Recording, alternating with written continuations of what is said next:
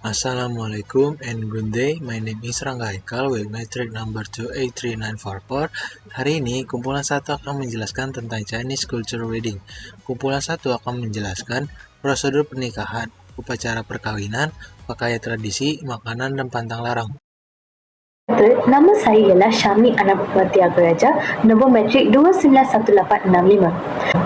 Saya merakam video ini adalah untuk menjelaskan prosedur-prosedur yang akan dipatuhi oleh kaum Cina dalam perkahwinan. Prosedur-prosedur yang akan dipatuhi oleh kaum Cina ialah prosedur merisi. Merisi atau menyiasat merupakan adat dan amal yang sangat penting dalam tradisi Cina. Merisi bakal calon adalah suatu proses yang sangat disarankan sebelum seseorang itu berumah tangga. Perkara ini bertujuan untuk mengetahui latar belakang dan keturunan calon. Proses ini biasanya dilakukan oleh pihak lelaki yang akan diwakili oleh ahli keluarga dan saudara mara yang akan berkunjung ke rumah perempuan yang dihajati. Selain itu, ibu bapa pihak lelaki akan menanya kenalan dan rakan tahunan yang kenal dengan si gadis. Manakala, sebahagian masyarakat Cina lebih gemar mengadakan perbincangan tersebut di restoran-restoran dengan disertai oleh saudara mara dan kawan-kawan. Nama saya Nur Anisha binti Muhammad Jahan, nombor metrik 294097. Saya akan sambung kepada proses meminang. Proses meminang berlaku apabila seorang wakil dipilih untuk berkunjung ke rumah si gadis bagi membincangkan perkara-perkara berkaitan perkahwinan. Ibu pengantin perempuan pula akan berbincang dengan wakil tersebut berkenaan jumlah mas kahwin, peruntukan meja dalam jamuan makan dan memilih hari yang paling sesuai.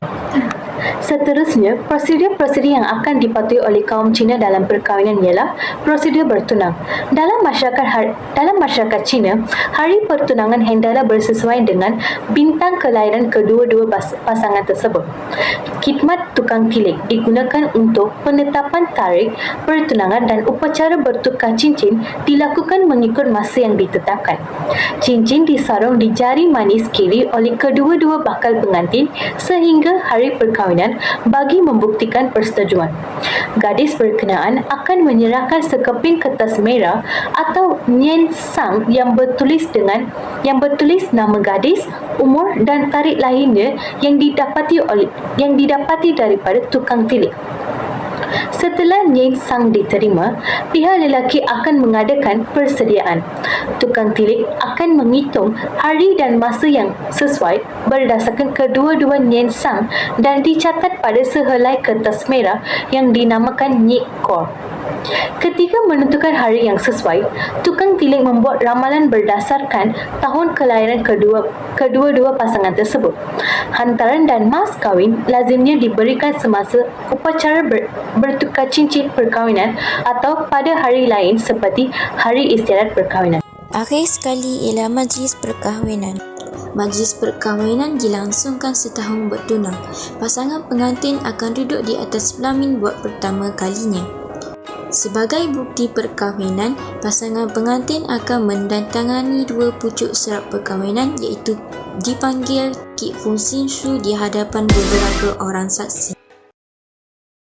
Seterusnya, saya Bobo dengan Aisyah akan menerangkan tentang upacara perkahwinan kaum Cina. Pertama sekali, Guo Dali yang bermaksud penghantaran harta pengantin dari pengantin lelaki kepada pengantin perempuan akan dilakukan sebelum majlis perkahwinan.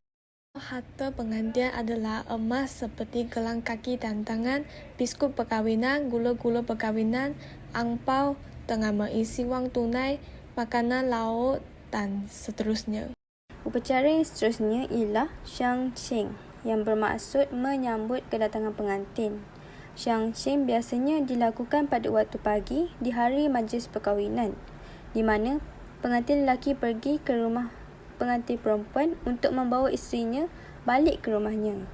Namun terlebih dahulu, pihak pengantin lelaki hendaklah menyiapkan tugasan yang diberikan oleh pihak pengantin perempuan sebelum berjumpa dengan pengantin perempuan. Sebagai contoh, 1 ampau perlu diberikan kepada pihak pengantin perempuan sebagai ampau buka pintu. Seterusnya, sebelum meninggalkan rumah pengantin perempuan, pasangan pengantin perlu menjemput ibu bapa pengantin perempuan untuk minum teh. Upacara yang ketiga pula ialah Guomen. Guomen merujuk kepada kemasukan pengantin perempuan ke dalam keluarga pengantin lelaki dan ianya dilambangkan dengan kemasukannya ke rumah pengantin lelaki bersama rombongan pengantin perempuan. Guomen biasanya dilakukan selepas Jiangxing. Selain itu, di rumah pengantin lelaki, pasangan pengantin juga hendaklah menghidangkan teh kepada ibu bapa pengantin lelaki dan orang tua lain sebagai tanda hormat. Assalamualaikum warahmatullahi wabarakatuh dan selamat sejahtera. Seterusnya, saya akan meneruskan dengan pakaian tradisi perkahwinan masyarakat Cina. Bagi kaum perempuan, mereka akan memakai jubah labu yang dikenali sebagai cheongsam. Pakaian ini akan disulam dengan benang emas dan perak. Pakaian pengantin sebaik-baiknya berwarna merah, kuning atau putih.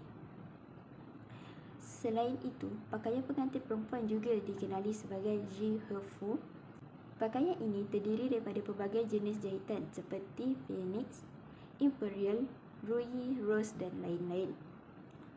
Pakaian ini biasanya disulam dengan bentuk bunga seperti bunga peonis dan bentuk burung seperti burung merak. Corak-corak tersebut dipilih kerana melambangkan perasaan cinta yang berkekalan sepanjang musim. Seterusnya, bagi pengantin lelaki pula, mereka biasanya mengenakan jubah sutera panjang yang bersulam dengan corak naga. Corak naga dipilih kerana masyarakat Cina mempercayai bahawa naga yang disulam melambangkan penyatuan keluarga baru dan warna merah dipilih sebagai lambang nasib yang baik. Selain itu, pengantin lelaki juga boleh memilih untuk memakai saman Zongshan tradisional atau saman Mao. Namun begitu, pengantin lelaki pada masa kini kebanyakannya hanya memakai tuxedo atau suit bergaya barat. Agenda perkahwinan tradisi berbeza bergantung kepada geografi. Biasanya, pasangan perkahwinan Cina akan memberikan hidangan yang terbaik yang dibuat daripada bahan-bahan yang terbaik. Mereka akan menawarkan makanan ini ketika jamuan perkahwinan. Setiap makanan yang telah dihidangkan mempunyai makna yang bertuah. Seterusnya, majlis akan dimulakan dengan upacara minum teh. Upacara ini akan diadakan sebagai tanda penghormatan pasangan kepada kedua-dua orang tua dan juga saudara mara yang melambangkan kepada penerimaan kedua-dua belah keluarga kepada pasangan pengantin. Upacara ini akan dilakukan oleh keluarga pengantin perempuan. Kebiasaannya, upacara ini akan diadakan di sebelah pagi. Menghidangkan secawan teh kepada keluarga adalah simbol kepada penghormatan pengantin kepada mereka. Sebagai tanda kesyukuran, kedua-dua belah keluarga akan memberikan hadiah kepada pengantin seperti ampau. Seterusnya adalah Abalone. Abalone ini dikenali dalam kalangan Cina adalah Bok Yu. Abalone ini akan direnyihkan bersama-sama dengan cendawan hitam Cina dan juga daging moluska.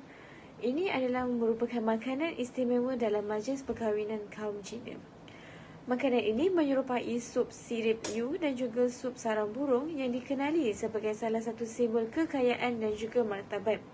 Makanan tradisi ini hanya akan ditempa untuk peristiwa-peristiwa penting sahaja seperti majlis perkahwinan ataupun majlis perayaan. Ketiga yang dikenali sebagai Tang Yuan. Tang Yuan ini adalah pencuci mulut yang dihasilkan menggunakan tepung pulut. Cara penyediaan Tang Yuan ini adalah menggunakan tepung pulut yang akan diadun bersama sedikit air. Lalu dibentukkan menjadi berbola dan dimasukkan ke dalam air yang telah mendidih. Pasangan pengantin akan makan Tang Yuan yang akan melambangkan kepada bersatu hati dan akan mendirikan sebuah keluarga yang bahagia di masa hadapan. Tang Yuan juga dihidangkan dalam majlis-majlis penting seperti majlis perkahwinan dan juga pesta Tanglong. Akhir sekali, majlis akan diakhiri dengan upacara meminum wine. Wine ini akan memberikan simbol kegembiraan, kelimpahan dan perayaan dalam kehidupan. Dalam majlis perkahwinan, upacara ini akan memberikan penghormatan kepada kehidupan baru pasangan selepas perkahwinan. Upacara ini adalah simbolik kepada penyatuan pasangan pengantin. Melalui upacara ini akan memberikan upacara mereka sebagai watak rohani dan mencapai perkahwinan dengan komponen asli, unik dan juga tidak akan dilupakan. Tetamu juga perlu menyediakan teks untuk majlis wine di majlis perkahwinan.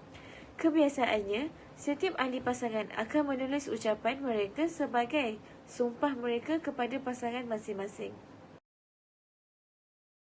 Terdapat pantang larang dalam tradisi perkahwinan kaum Cina.